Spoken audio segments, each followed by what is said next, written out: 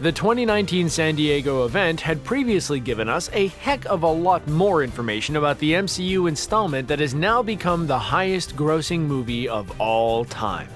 I knew it. A panel featuring Endgame writers Christopher Markus and Stephen McFeely was followed by one with the movie's directors, Joe and Anthony Russo, which provided us with a double dose of Marvel goodness. Let's get into some of the most interesting reveals from those panels. Markus and McFeely actually brought a couple of props to their session at the con, including 2 whiteboards that sketched out the movie's plots.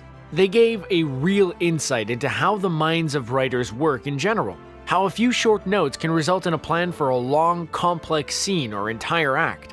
One board showed where the various Infinity Stones were at different points in the MCU timeline, which allowed them to map out the easiest way for the Avengers to get them in the fewest number of time travel trips.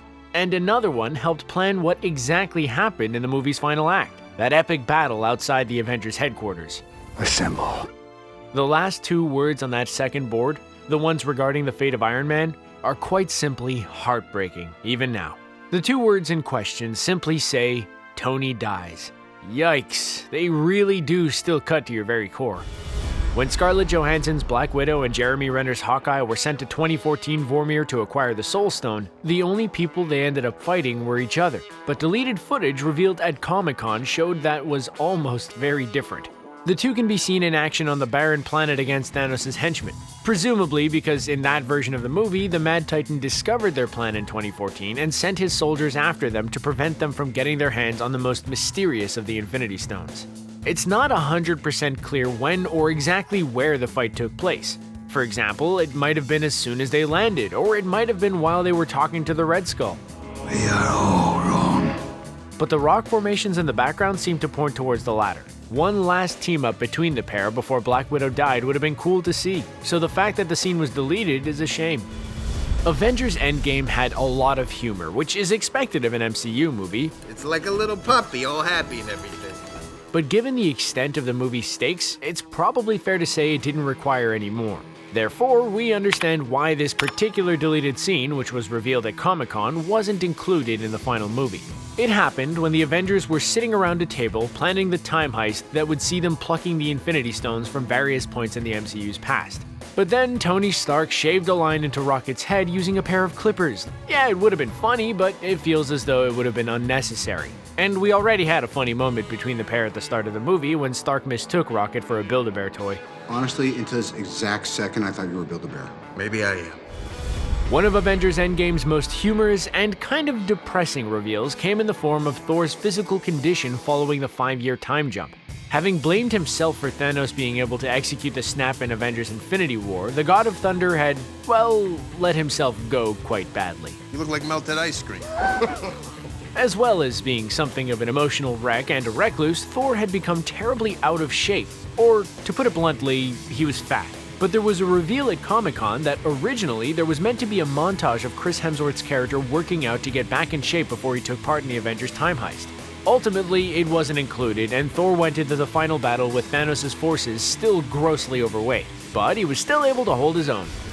This was undoubtedly one of the most shocking Avengers Endgame reveals from Comic-Con 2019, and given that it was essentially a Disney movie, it's hardly surprising that it wasn't ultimately included in the final product. There was actually a plan to have Thanos arrive at the Avengers compound in 2023 with the corpses of the 2012 Avengers. And then he was gonna throw the decapitated head of 2012 Captain America at his 2023 counterpart. That is pretty wild, and we're not sure we would have liked to see it. All MCU movies have someone losing an appendage, and Thanos had already lost a hand and his head earlier in the movie. That was more than enough for a movie of this nature. There was a lot going on in that epic final battle of Avengers Endgame, so it's understandable that the directors might have felt the need to cut certain scenes they deemed unnecessary. But we can't help thinking that this one should have stayed in. But you wanted more?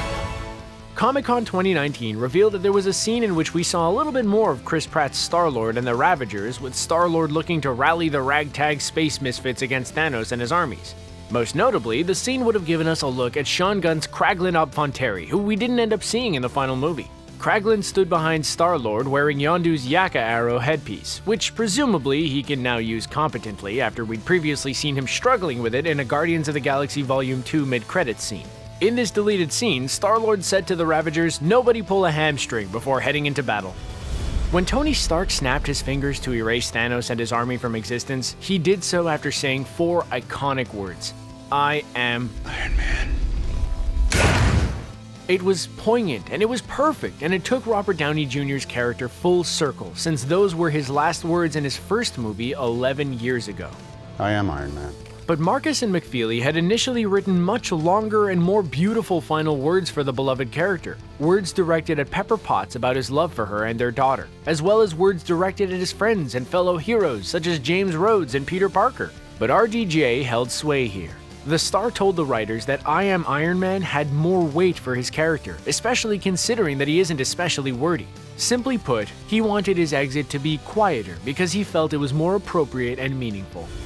At the end of Avengers Endgame, Star-Lord made it very clear that he hadn't given up on finding the version of Gamora who arrived in 2023 from the 2014 timeline. But the fact is, it wasn't even clear that she'd been snapped away by Tony Stark, given that she'd arrived there as part of Thanos' army. But Markus and McFeely made it clear at Comic-Con that Zoe Saldana's character's story will be further explored in Guardians of the Galaxy Volume 3, which will be cool, confirming that she did indeed survive Stark's snap. Of course, that's been further confirmed by the recently released clip of the MCU's heroes kneeling before Tony Stark's body after he passed away in the movie. Gamora was seen wandering off while all that was going on, rather than joining in with the paying of respects to Stark, and that happened after Thanos' army had disintegrated. Markus and McFeely revealed that at one point in Avengers Endgame, they imagined forcing Captain America to team up with the Red Skull, who is, of course, the super soldier's polar opposite and most mortal enemy. An early draft of the script saw Marvel compiling what they called a manifesto of ideas for the Endgame writers, which was drawn from the complete history of the MCU. Markus said that in the manifesto document, there was one theory that it was Cap who goes to space and he has to collaborate with Red Skull to get the stone. Eventually, of course, the decision was made to make the Red Skull the guardian of the Soul Stone. But this particularly early idea gives us an idea about just how dark and desperate Avengers Endgame could have been for the heroes had the writers opted to go down this particular route. Comic-Con 2019 also revealed that there was a lot of confusion behind the scenes regarding what to do with Josh Brolin's Thanos in Avengers Endgame. By the end of Avengers Infinity War, the Mad Titan had essentially become God, the most powerful being in existence, able to alter reality itself on a whim. And where could the writers possibly go with that? According to McFeely, after weeks of frustration, Endgame executive producer Trin Tan eventually blurted out, "What if we just killed him?" The bold idea stuck, with Markus insisting killing him helps him as a character. It cements the fact that he's doing this for his stated purpose. He's done, and that's the most shattering thing for the Avengers. It certainly worked for us, and of course Thanos was able to return anyway, thanks to the magic of time travel. There was a reveal about the use of Smart Hulk at Comic-Con too, relating to both Avengers Endgame and Avengers Infinity War. Markus said that Smart Hulk was in the third act of Infinity War, explaining that we wrote it, we shot it, and went on to shoot most of Endgame, and he achieved union with the Hulk while inside the Hulkbuster. But it didn't work. It was the wrong tone for the movie. But we had already shot Endgame where he was already Smart Hulk. So it was actually reshoots that were the solution to balancing Infinity War and Endgame as far as Smart Hulk is concerned. We think it worked out well. While this particular reveal related specifically to Avengers Infinity War, it would undoubtedly have had an impact on Avengers Endgame, so we're happy to include it here. Markus and McFeely had considered writing in a scene in Infinity War where Doctor Strange sent Thanos' mind reeling through the multiverse, similar to his own magical mystery tour in his titular 2016 movie. McFeely said that in the end, he would have been dumped in front of the Living Tribunal, and at that point, Thanos would have been shown all the crimes he committed in the name of balance and would have been judged guilty by the powerful cosmic entity. Thanos would have used the powers of the Infinity Stones to break free of the trickery, but it still would have been interesting to see how the confirmed existence of the Living Tribunal affected Endgame and the wider MCU going forward. Ever since the mid-credit scene of 2018's Ant-Man and the Wasp, when Scott Lang's allies Hank Pym, Hope Van Dyne, and Janet Van Dyne turned to dust on top of a parking deck in San Francisco, there's been some speculation amongst fans that Lang survived the decimation simply because he was in the quantum realm when Thanos snapped his fingers. But as far as Markus and McFeely are concerned, that isn't actually the case at all. Markus told the audience at Comic-Con that it was nothing more than dumb luck that saved him, just like everyone else who survived, saying, "I think he was coin flip lucky because the stones do not differentiate between realms." Regardless of how it happened, Lang did indeed survive, and his survival was absolutely integral to the plot of Avengers Endgame, so it's a good job he did.